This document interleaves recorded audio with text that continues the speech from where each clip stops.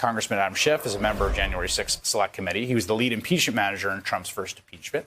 He's the chair of the House Intelligence Committee as well, and he joins me now. What do you think about what your colleague Madison Cawthorn said? Well, it's so irresponsible, it's hard to imagine, but this is really a continuation of the big lie. What he is saying is if elections continue to be rigged, he may find it necessary to take up arms. Well, of course, the election wasn't rigged. So what he's really saying is if he continues to propagate the lies about our election, it may lead him to bear arms to confront his own lies.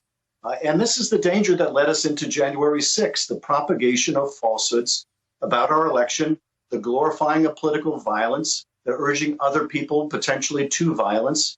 And it couldn't be more reprehensible.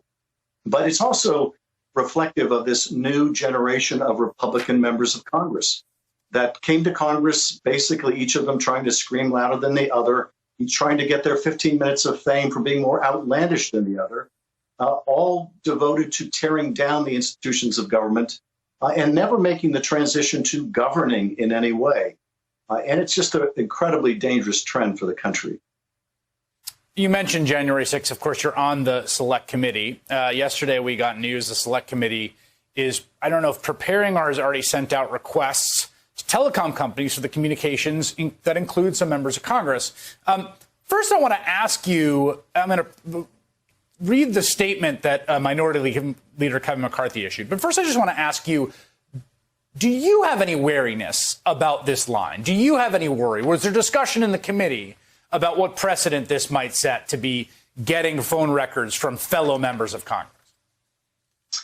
Certainly we've discussed the range of requests that we're making, and without getting into any of the particulars of our conversation, we looked at the historic precedent, and there is precedent for seeking records relating to members of Congress, most often in the context of ethics investigations.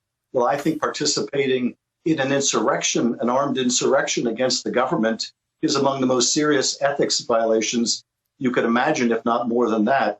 But yes, we did consider it. And I think that at the end of the day, we're determined that whoever was involved in this effort to prevent the peaceful transfer of power should not be able to hide behind their office. We want to develop all the facts. If people were not involved in trying to overturn the government, they shouldn't be concerned. But Kevin McCarthy clearly is, for a variety of reasons, not the least of which is his boss, his master in Mar-a-Lago, doesn't want it to happen. I will read you now the statement he issued in full because it mentions you, and I want to get your response to it. He says, Adam Schiff, Benny Thompson, and Nancy Pelosi's attempts to strong-arm private companies to turn over individuals' private data would put every American with a phone or computer in the crosshairs of a surveillance state run by Democrat politicians. If these companies comply with the Democrat order to turn over private information, they are in violation of federal law, subject to losing their ability to operate in the United States. If companies still choose to violate federal law, a Republican majority will not forget and will stand with Americans to hold them fully accountable under the law. This is not a threat of violence, but it is certainly a threat that he is making in response to this. Well, it's a threat, and it's a threat premised on a falsehood. That somehow asking these companies to preserve records or ultimately to turn over records of people involved in an insurrection is somehow against the law. That's just flat wrong. But McCarthy, look, he's scared. And I think his boss is scared. They didn't want this commission and this select committee to go forward. They certainly didn't want it to go forward as it is on a bipartisan basis. And they don't want the country to know exactly what they were involved in. And you can see why. I mean, these two stories are not unrelated to each other. His caucus, his conference members are people like Cawthorn, who are still pushing the big lie that resulted in the insurrection to begin with. They're still pushing a big lie that may result in further violence in the future. The last thing Kevin McCarthy wants to do is take on these rabble-rousers in his conference because, frankly, they represent Donald Trump. And Kevin McCarthy lives to do whatever Donald Trump wants. But he is trying to threaten these companies, and it shows yet again why this man, Kevin McCarthy, can never be allowed to go anywhere near the Speaker's office.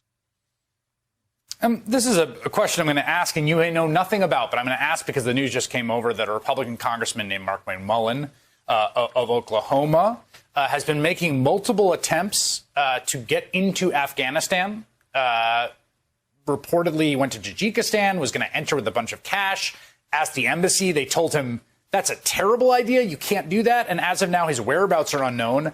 And as chair of the House Intelligence Committee, I just wonder if, you know anything about this or have any read on where Congressman Mullin is? I don't. He's a member of our committee, but I don't know what his circumstances are. Look, a lot of our members feel very, I think desperate to try to help people, particularly those that have served in Iraq or Afghanistan and know interpreters or others who are at risk. And while I can understand that, and I feel very much the same way, we don't want to put people's lives in risk. We don't want to put our service members' lives at risk by one of the members putting themselves in a position where they may be harmed. And I think when members, for example, went to Afghanistan while we were trying to evacuate others, it added to the burdens of those conducting the evacuation and added to the dangers of others. So I really think we need to work through the administration to try to continue to evacuate any people that worked with us who are threatened. But I don't think that's the right way to do it.